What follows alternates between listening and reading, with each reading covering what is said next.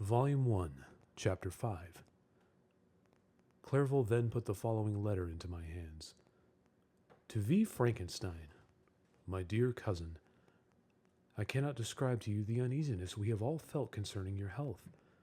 We cannot help imagining that your friend Clerval conceals the extent of your disorder, for it is now several months since we have seen your handwriting, and all this time you have been obliged to dictate your letters to Henry. Surely, Victor, you must have been exceedingly ill, and this makes us all very wretched, as so much so nearly as after the death of your dear mother. My uncle was almost persuaded that you were indeed dangerously ill, and could hardly be restrained from undertaking a journey to Ingolstadt. Clerval always writes that you are getting better. I eagerly hope that you will confirm this intelligence soon in your own handwriting. For indeed, Victor, we are all very miserable on this account.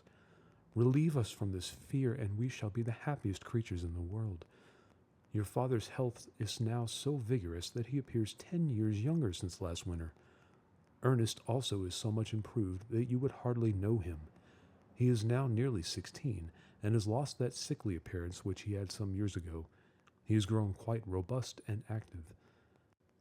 My uncle and I conversed a long time last night about what profession Ernest should follow. His constant illness when young has deprived him of the habits of application, and now that he enjoys good health, he is continually in the open air, climbing the hills or rowing on the lake. I therefore propose that he should be a farmer, which you know, cousin, is a favorite scheme of mine. A farmer's is a very healthy, happy life, and the least hurtful, or rather the most beneficial profession of any. My uncle had an idea of his being educated as an advocate, that through his interest he might become a judge.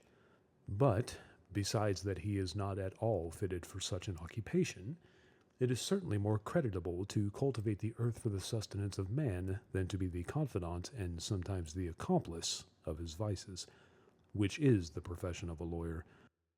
I said that the employments of a prosperous farmer, if they were not a more honorable, they were at least a happier species of occupation than that of a judge, whose misfortune it was always to meddle with the dark side of human nature. My uncle smiled and said that I ought to be an advocate myself, which put an end to the conversation on that subject. And now I must tell you a little story that will please and perhaps amuse you. Do you not remember Justine Moritz? Probably you do not. I will relate her history, therefore, in a few words. Madame Moritz, her mother, was a widow with 4 children, of whom Justine was the third. This girl had always been the favorite of her father, but through a strange perversity her mother could not endure her, and after the death of Mr. Moritz treated her very ill. My aunt observed this, and when Justine was 12 years of age, prevailed on her mother to allow her to live at her house. The republican institutions of our country have produced simpler and happier manners than those which prevail in the great monarchies that surround it. Hence, there is less distinction between the several classes of its inhabitants, and the lower orders being neither so poor nor so despised, their manners are more refined and moral. A servant in Geneva does not mean the same thing as a servant in France and England.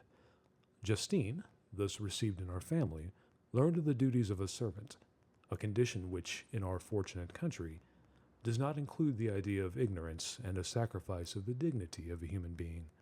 After what I have said, I dare say you will remember the heroine of my little tale. For Justine was a great favorite of yours, and I recollect you once remarked that if you were in an ill humor, one glance from Justine could dissipate it, for the same reason that Ariosto gives concerning the beauty of Angelica. She looked so frank-hearted and happy. My aunt conceived a great attachment for her, by which she was induced to give her an education superior to that which she had first intended. This benefit was fully repaid. Justine was the most grateful little creature in the world. I do not mean that she made any professions. I never heard one pass her lips, but you could see by her eyes that she almost adored her protectress. Although her disposition was gay and in many respects inconsiderate, yet she paid the greatest attention to every gesture of my aunt. She thought her the model of all excellence and endeavored to imitate her phraseology and manners, so that even now she often reminds me of her. When my dearest aunt died, every one was too much occupied in their own grief to notice poor Justine, who attended her during her illness with the most anxious affection. Poor Justine was very ill. but other trials are reserved for her.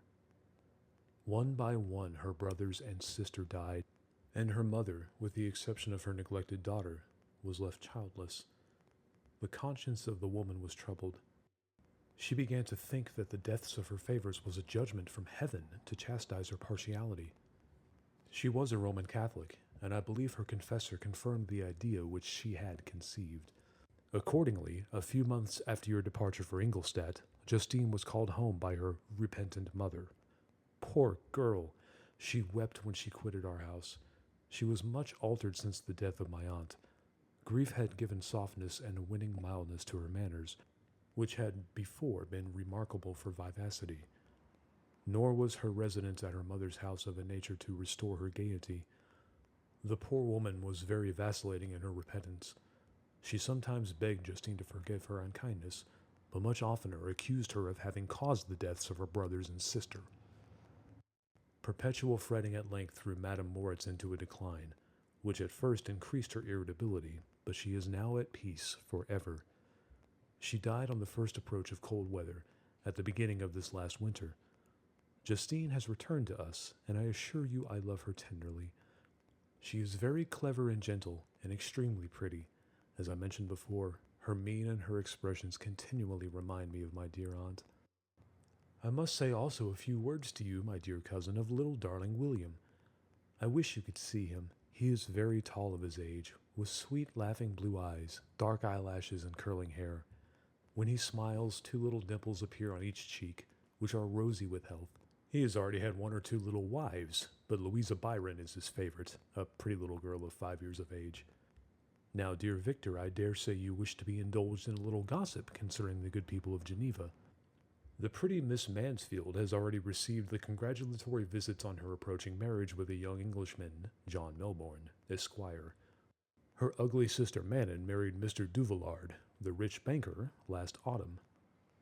Your favorite schoolfellow, Louis Manoir, has suffered several misfortunes since the departure of Clerval from Geneva, but he has already recovered his spirits and is reported to be on the point of marrying a very lively, pretty Frenchwoman, Madame Tavernier. She is a widow, and much older than Manoir, but she is very much admired and a favorite with everybody. I have written myself into good spirits, dear cousin, yet I cannot conclude without again anxiously inquiring concerning your health.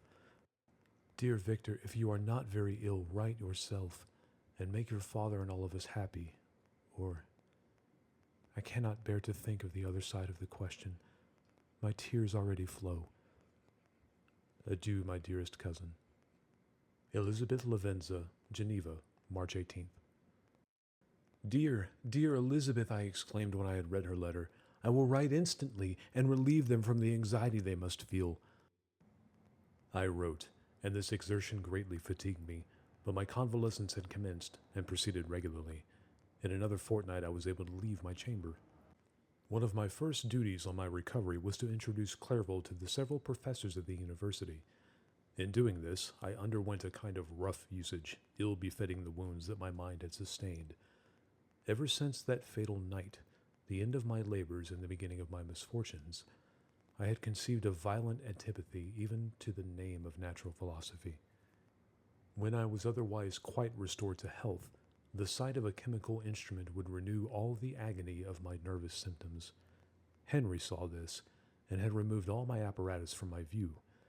He had also changed my apartment, for he perceived that I had acquired a dislike for the room which had previously been my laboratory.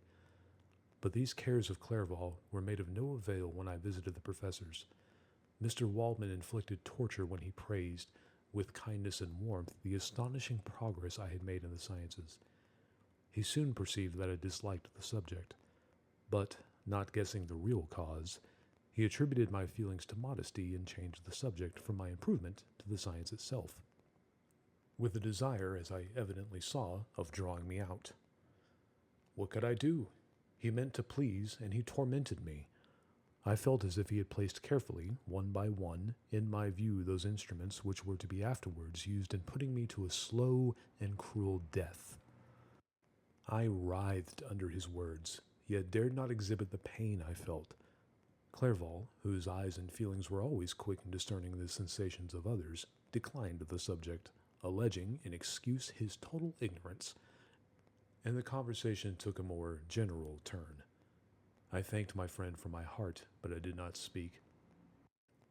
I saw plainly that he was surprised, but he never attempted to draw my secret from me, and although I loved him with a mixture of affection and reverence that knew no bounds, yet I could never persuade myself to confide to him that event which was so often present to my recollection, but which I feared the detail to another would only impress more deeply. Mr. Crimp was not equally docile, and in my condition at that time of almost insupportable sensitiveness, his harsh, blunt encomiums gave me even more pain than the benevolent approbation of Mr. Waldman. "Damn the fellow!" cried he. "Why, Mr. Clerval, I assure you he has outstripped us all. Aye, stare if you please, but it is nevertheless true. A youngster who, but a few years ago, believed Cornelius Agrippa as firmly as the gospel, has now set himself at the head of the university, and if he is not soon pulled down, we shall all be out of countenance." "Aye, aye," continued he, observing my face expressive of suffering.